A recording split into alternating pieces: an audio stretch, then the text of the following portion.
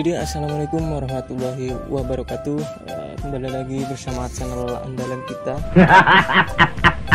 Channel dimana channel ini akan mengupload sebuah video yang tidak berguna. Jadi sebelumnya terima kasih kepada saudara-saudara yang sudah meng-like video ini, atau yang sudah komentar, atau yang sudah subscribe. Semuanya saya berterima kasih banyak atas dukungan kalian ya. Jadi saya hanya bisa mendoakan siapa saja yang meng-like atau siapa saja yang menonton video ini atau yang sudah mensubscribe juga, saya doakan mudah-mudahan dilancarkan rezekinya, semoga barokah, manfaat, panjang umur sampai dunia akhirat, amin ya Lord.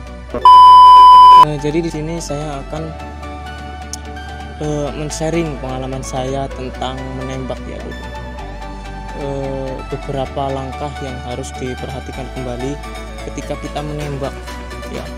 Bukan cuma pekerjaan saja yang mempunyai langkah, tetapi menembak juga mempunyai langkah tersendiri, atau langkah-langkah yang harus diperhatikan atau yang harus sangat diperhatikan kembali ketika kita belajar menembak.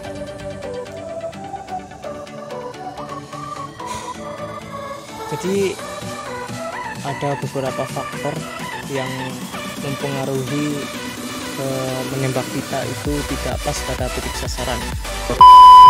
Oke, lanjut ke videonya.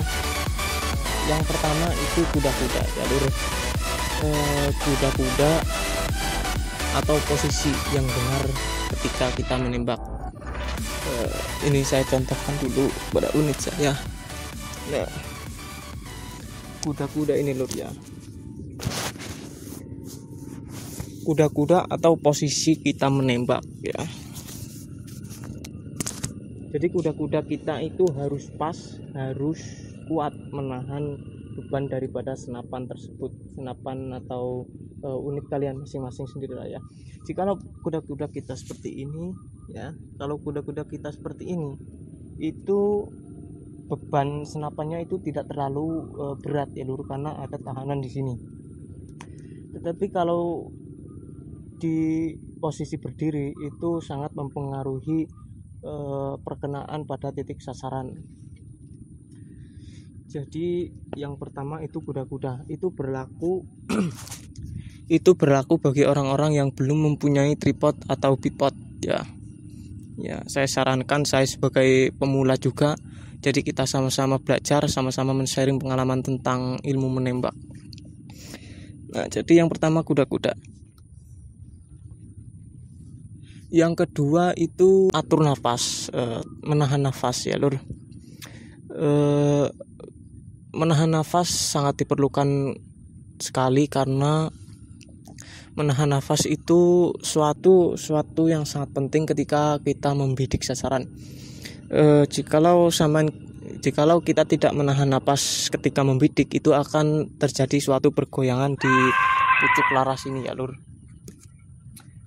Ini berlaku bagi semua orang yang memakai bipod atau tripod, atau tidak memakai, itu harus menahan napas ketika membidik sasaran. Itu yang kedua.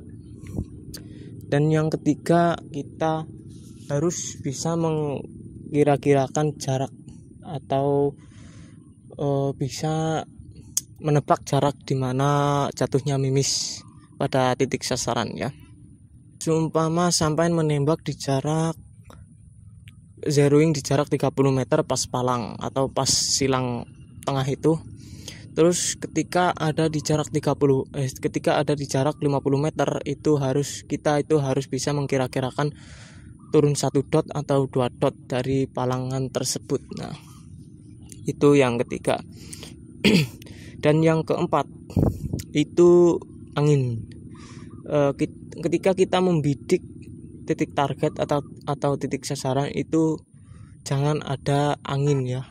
Angin kencang juga sedikit mempengaruhi tentang perkenaan pada mimis pada titik sasaran.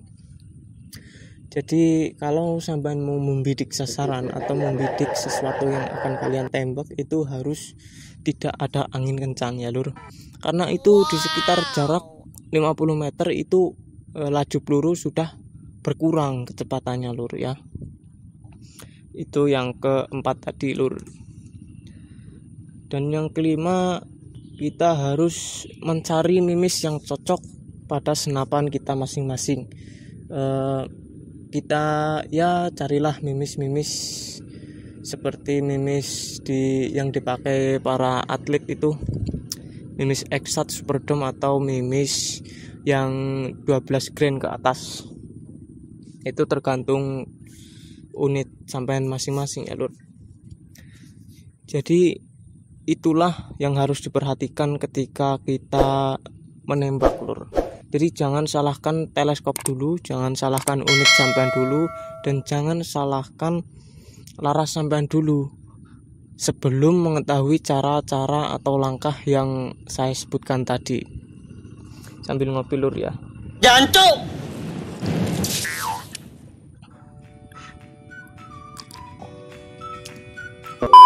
Itulah tadi ya lur. Ini video singkat dari saya. Mudah-mudahan yang menonton bisa sedikit mengerti tentang perihal menembak. Jadi sebagai sniper pemula itu tidak mudah untuk menjadi sniper legendaris, karena bukan hanya pekerjaan saja yang memiliki tips dan cara atau langkah-langkah tersendiri, tapi menembak pun ada tips dan cara atau langkah-langkahnya masing-masing agar tetap zeroing atau agar tetap cross pada titik sasaran.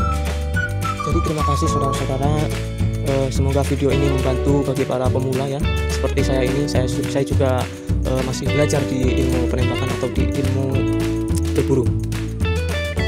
Jadi jikalau sampean puas dengan video ini, kalian bisa like, comment, and subscribe ya lur. Tapi jikalau sampean tidak puas dengan video ini, kalian juga boleh subscribe ya. Kenapa? Karena puas tidak puas itu kalian dianjurkan untuk mensubscribe channel ini. Dan jangan lupa bunyikan loncengnya agar tidak ketinggalan notifikasi yang sangat tidak penting ini lur ya. Itulah video singkat dari saya. Salam satu laras, salam bediler Indonesia. Assalamualaikum warahmatullahi wabarakatuh.